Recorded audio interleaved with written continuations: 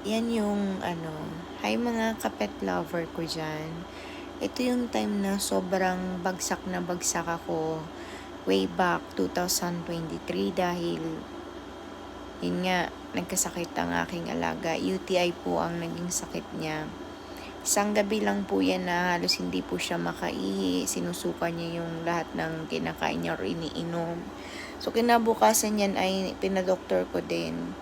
Nung time na yan ay talagang awang-awa ako kaya ang nasasabi ko na lang sa kanya, I love you, I'm so sorry, I love you.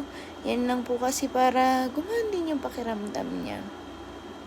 Way back 2023 yan, sabi pa ng doktor niya ay 6 months na lang siyang mabubuhay pero 2025 na buhay pa rin naman.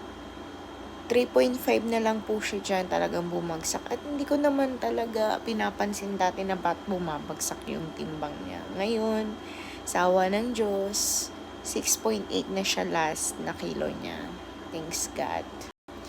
Kaya kayo mga kapet lover, iwasan po natin pakainin ng ating mga alaga ng lahat ng dry food. Bigyan po natin sila ng healthy living na buhay.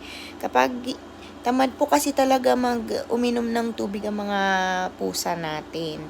Kaya kapag nakita nyo na tamad po sila, ay sikapin po natin na painumin or i-force po natin sila na painumin. Kasi yan po yung nagkakakos talaga ng UTI sa kanila. Lalo na kapag ang pusa mo ay lalaki, prone po sila sa UTI.